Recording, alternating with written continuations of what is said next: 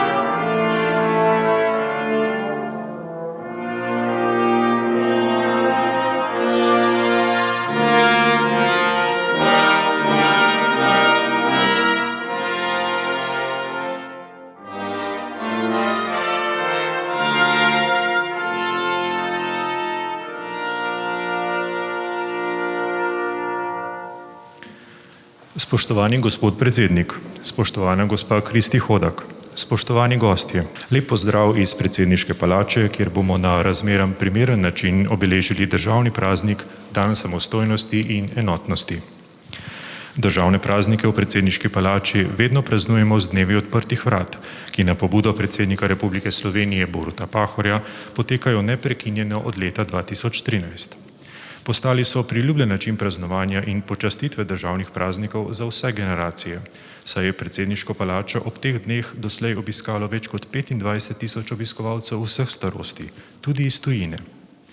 Ker obiskovalci zaradi epidemije COVID-19 trenutno ne morejo obiskati predsedniške palače, smo v uradu predsednika Republike Slovenije pripravili nov interaktivni sprehod skozi delovne in protokolarne prostore predsednika Republike Slovenije.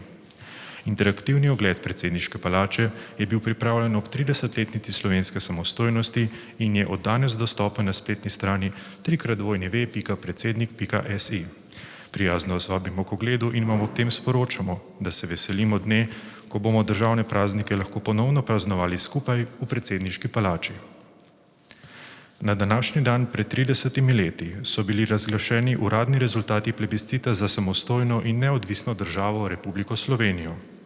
Predsednik Republike Slovenije Borut Pahor se je odločil, da ob letošnjem dnevu samostojnosti in enotnosti k slavnostnemu nagovoru povabi Kristi Hodak, predsednico Društva v tujini izobraženih Slovencev Vtis, saj bo lahko spregovorila kot predstavnica generacije, ki drugačnega življenja od življenja v samostojni državi niti ne pozna. Spoštovana gospa Kristi Hodak, vljudno vabljeni k besedi.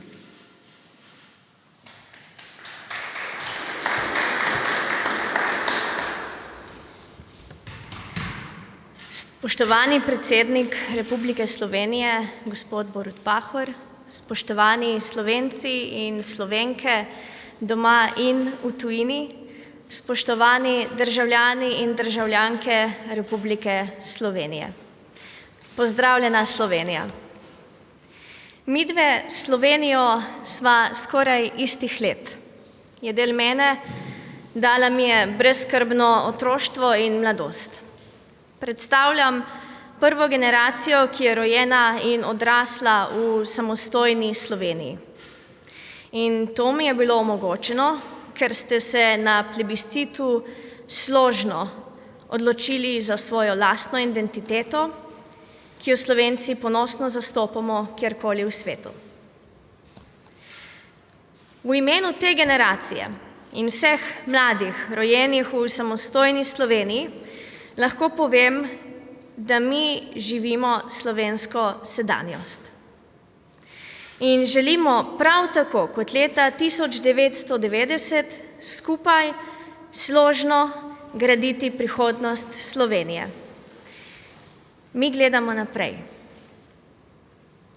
Verjamem, da je v teh težkih časih pandemije, polarizacije medijev in razdvojenosti družbe težko razmišljati o prihodnosti. Zato vas prav na dan samostojnosti in enotnosti vabim, da si vzamete čas, da usmerite pogled naprej in premislite, kakšno prihodnost Slovenije si želimo in kako jo bomo skupaj uresničili. Danes je Slovenija zame majhna, zelena, talentirana dežela, ki skriva ogromen potencial, da prav te danosti razvija naprej ter jih naredi prepoznavne. Slovenija je majhna, izjemno smo povezani,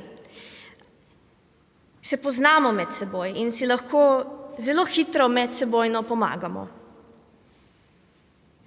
Slovenija, razdalja od Goričkega v Piran, je za 2 Kreslinova albuma dolga. Živimo lahko v mirnem okolju na vasi, a smo v resnici bližje mednarodnemu letališču kot marsikdo v svetovnih prestolnicah. Slovenija je križišče poti, ki vodijo na vse konce Evrope in sveta. Ima toliko prebivalcev kot, na primer, mesto Pariz. Zato lahko stvari rešujemo celostno, agilno uvajamo nove celostne modele digitalizacije, trajnostnega razvoja in novih inovativnih rešitev, ki bi bile vsem nam v korist. Velike države se s tem ne morejo pohvaliti. Slovenija je zelena. Imamo čudovito naravo, neokrnjene gozdove, zaščitene nacionalne parke in čiste reke. Imamo les, vodo, sonce, veter, obnovljive vire, s katerimi lahko živimo skladno v harmoniji z naravo. Po službi lahko nemudoma odkorakamo v hribe na svež zrak.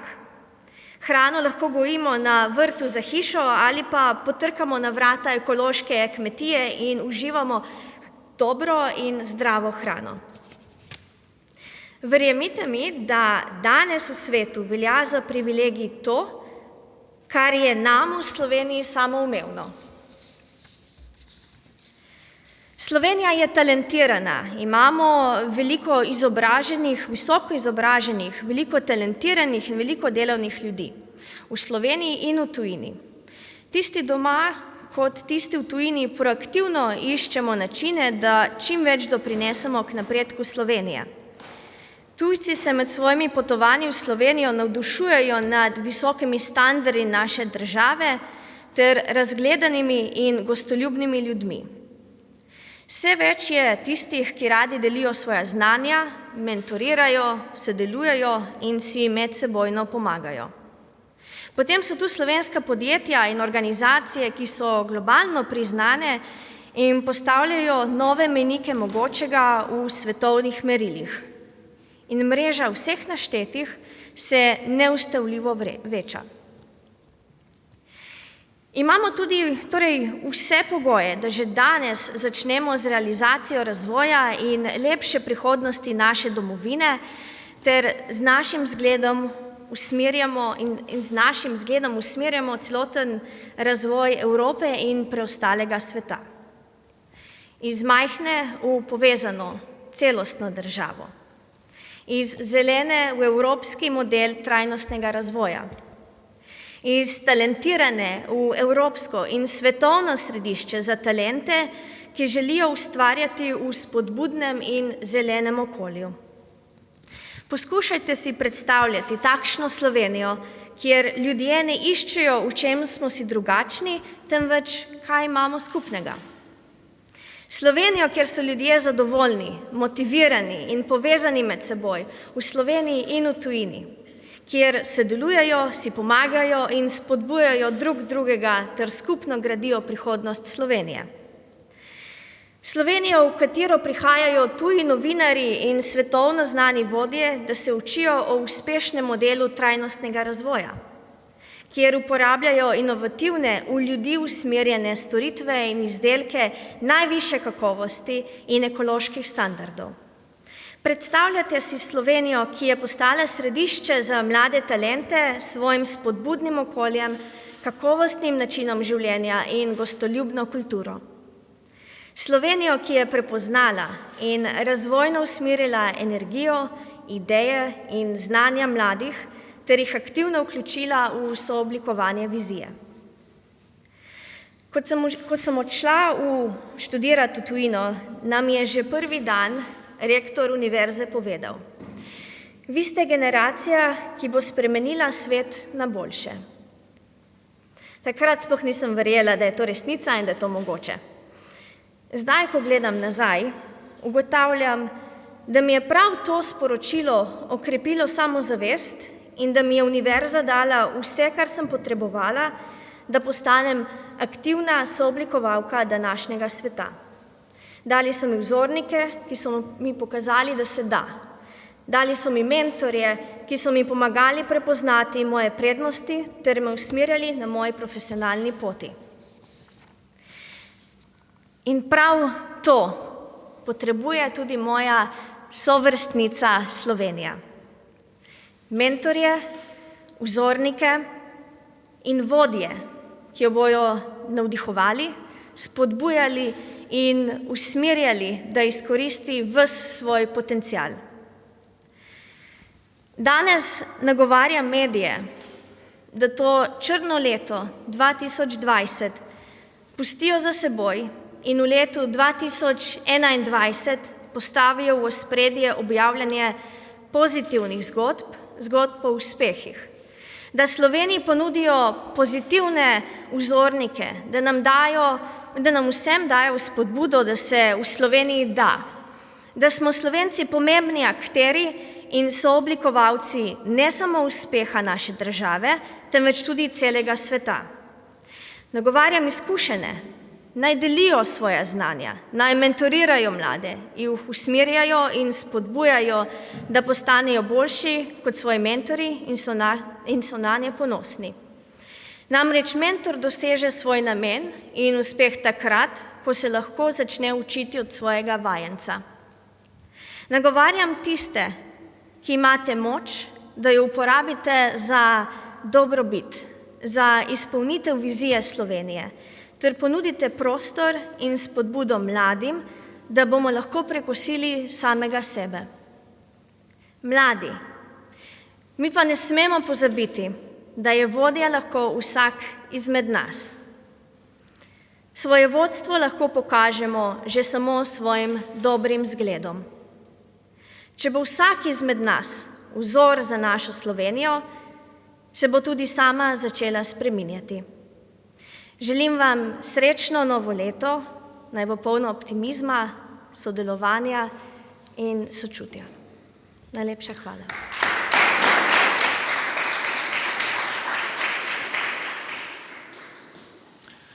Hvala, gospa Hodak. Naj v izteku tega posebnega leta spregovori tudi glasba. Pesem Tadeja Hruševarja in Dušana Velkavrha Vsak je sam bo zapela mlada izvajalka ter avtorica besedil in glasbe Martina Šraj, ki doma in v tujini ustvarja pod umetniškim imenom Ina Šaj. Glasbo je študirala na Britansko-irskem inštitutu za moderno glasbo BIM v Londonu in diplomirala z odliko. Na klaviaturah in basu se ji bosta pridružila brata Roman in Goran Sarjaš. Prosim.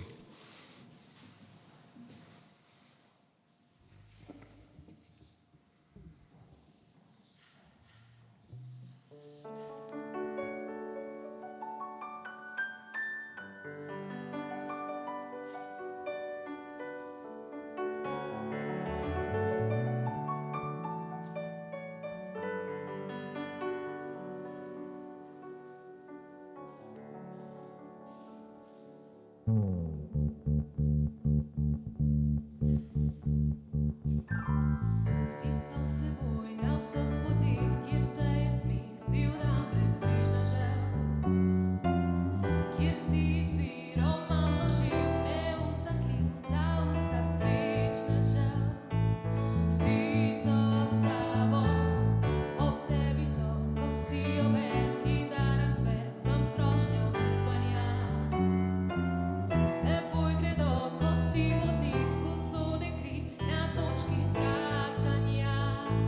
Svet veruješ, v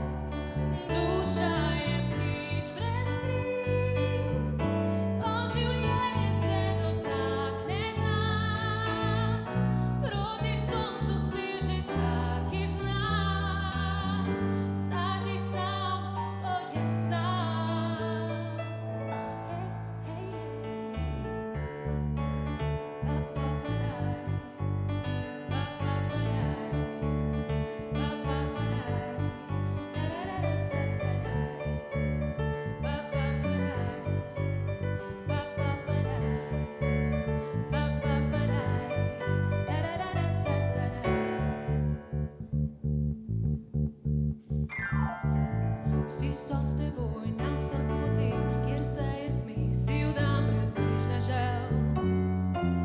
Kjer si izvirom množiv, neusahljiv, za usta srečnežev. Vsi so s tabo, prijatelj moj, vsi bodo tam, ko zmag pijan, ne boš več, kar si bil. Svet bo s teboj celo takrat, ko svoj propad na kredo bo zapil. V zadnji noči, ko spet bi rad verjel ljudi, dokler se jutro ne zbudi. Vsak je sam, ko stane sam, zdaj jaz, zdaj ti. Roke časa napletejo, pajčevina sto ne bo. Duša je ptič brez kril, to življenje se dotakne dna. Proti soncu seže ta, ki zna stati sam, ko je sam.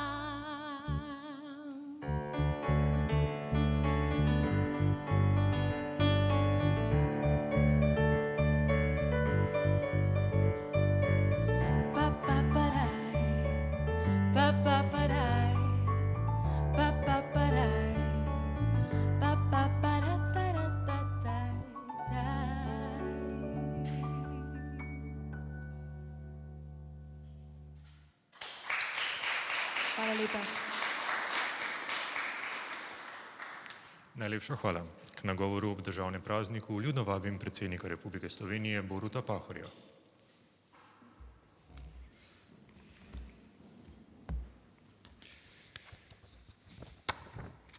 Drage Slovenke in Slovenci, doma in povsod po svetu, spoštovane državljanke in državljani. Sprejmite, prosim, tukaj iz velike oziroma kristalne dvorane predsedniške palače moje najbolj prisrčne čestitke ob današnjem državnem prazniku, dnevu samostojnosti in enotnosti, z najboljšimi željami za našo zdravo, lepo in uspešno prihodnost. Rad bi se zahvalil gospe Kristi Hodak. Imeli ste zelo ganljiv govor, poln upanja in optimizma. Prav sem se odločil, da sem dal besedo ob današnjem državnem prazniku mlademu človeku.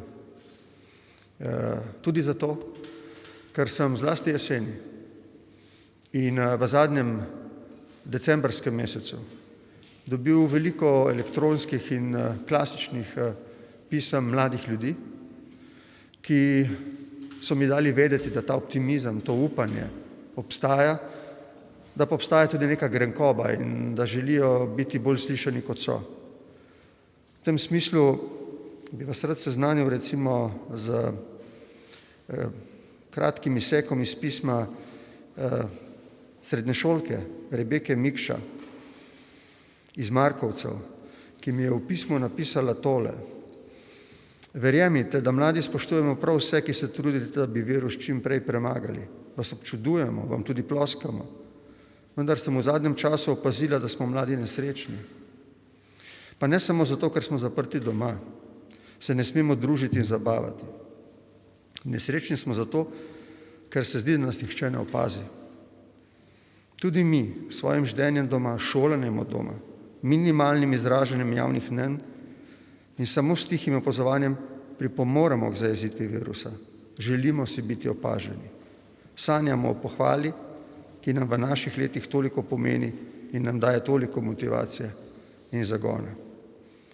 Zaradi vseh teh pozivov mladih ljudi, da so slišani in na nek način s to vero v prihodnost uslišani, sem se odločil, da vam danes dam besedo in sem storil prav, imeli ste, kot sem rekel, čudovit govor.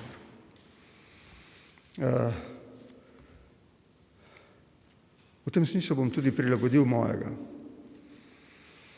Rekel bom naslednje.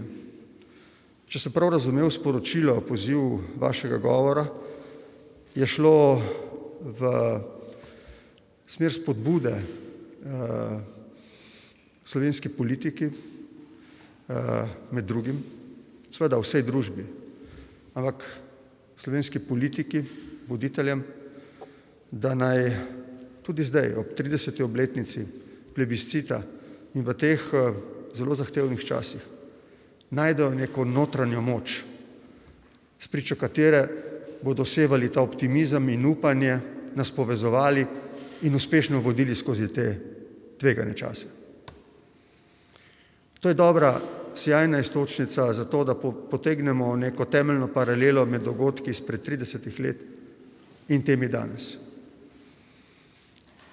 Ko je Bučar, predsednik tedanje skupščine, razglasil rezultate na današnji dan pred 30 leti in ugotovil, da je na osnovi rezultatov plebiscita Republika Slovenija samostojna in neodvisna država, si nihče ni mogel misliti, kaj se bo zgodilo potem. Kot tudi ne, si tega ni mogel misliti na začetku tistega leta, leta 1990. Na začetku leta 1990 se je šele ustanavljala koalicija Demos in slovenska delegacija Zveze komunistov se je vračala iz Beograda. Takrat je bilo zelo težko napovedati, kaj se bo zgodilo v tistem prelomnem letu, kaj šele, da se bo končalo tako imenitno z razglasitvijo tako čudovitih rezultatov plebiscita. Ampak tudi, ko so bili rezultati plebiscita razglašeni, ni bilo mogoče napovedati, kaj se bo zgodilo v naslednjem letu, ko smo dobili državo, jo vojaško ubranili in koncem leta 1991 dobili prva mednarodna priznanja. Kaj je bilo tisto, kar je v tistih zelo političnega in družbenega vrenja polnih časih dajalo neko moč, o kateri govoriva, nek smisel slovenskemu ljudstvu, da je šlo skozi te težke čase. To je bilo sodelovanje v politiki. Seveda je bilo v letih 1990 in 1991 veliko prepirov, veliko kreganj, veliko vsega, kar sodi v demokratično politično kulturo. Razlike so bile očitne, dostikrat niso bile premostljive. Vendar pa je slovenska politika v najbolj usodnem trenutku leta 1990 spoznala, da lahko vodi slovenski narod odgovorno naprej samo, če poskuša te razlike minimizirati, če zgradi čez njih most in sodeluje. To je tudi storila, ko je 6. decembra 1990 podpisala sporazum o skupnem nastopu na plebiscitu.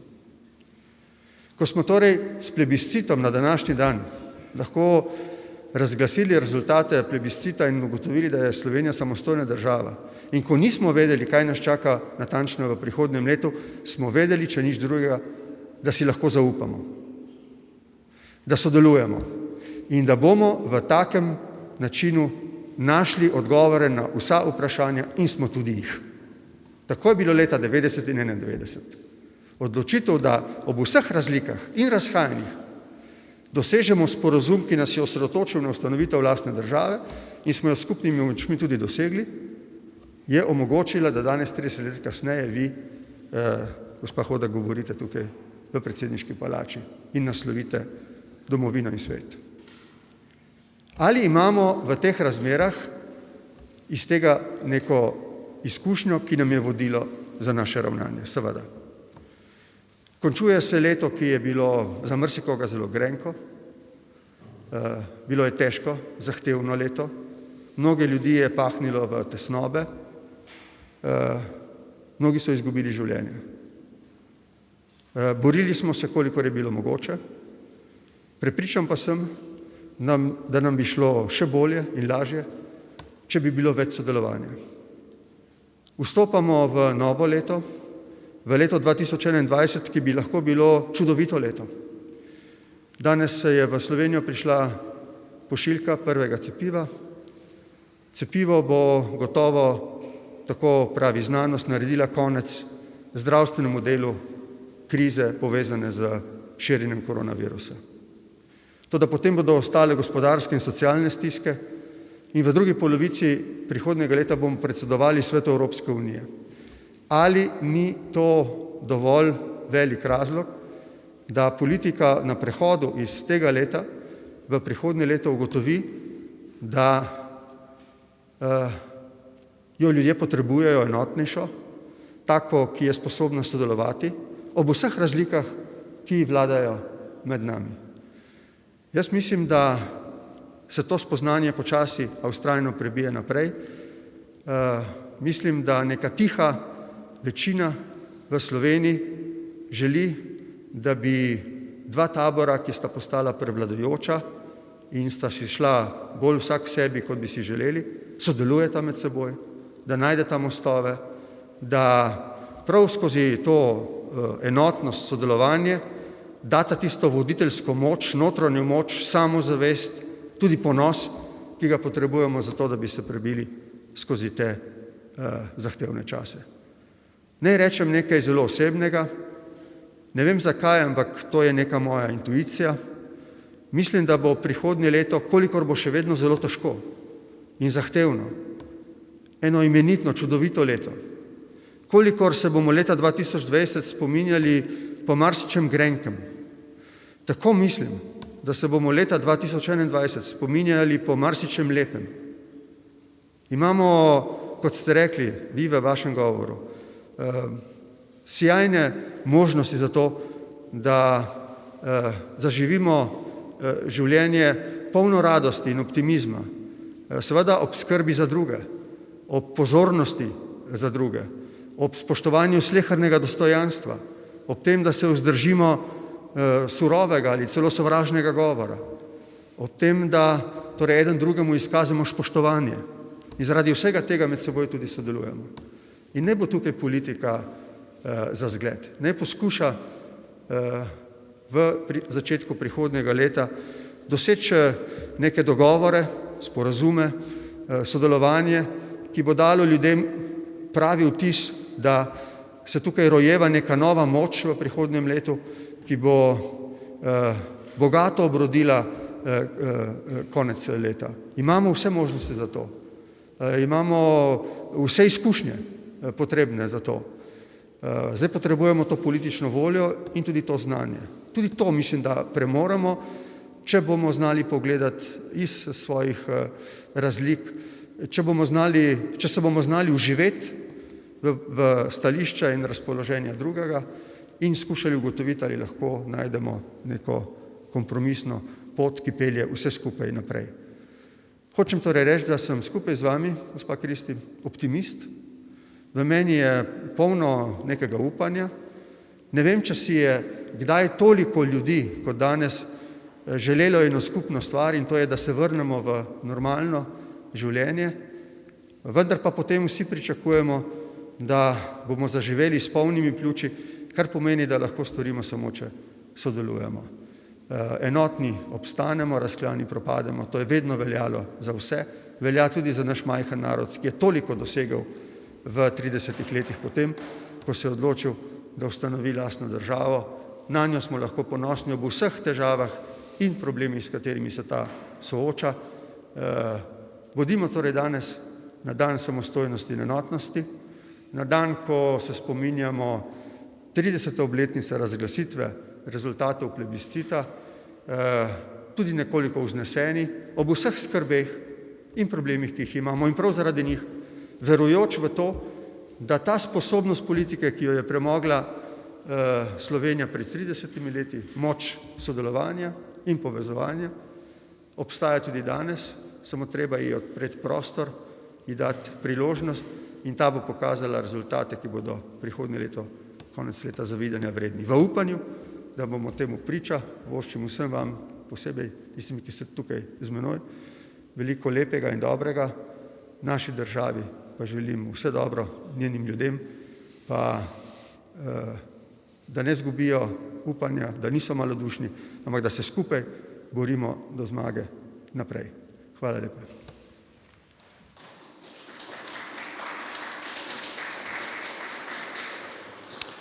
Najlepša hvala, gospod predsednik. Slovesnost je s tem zaključena.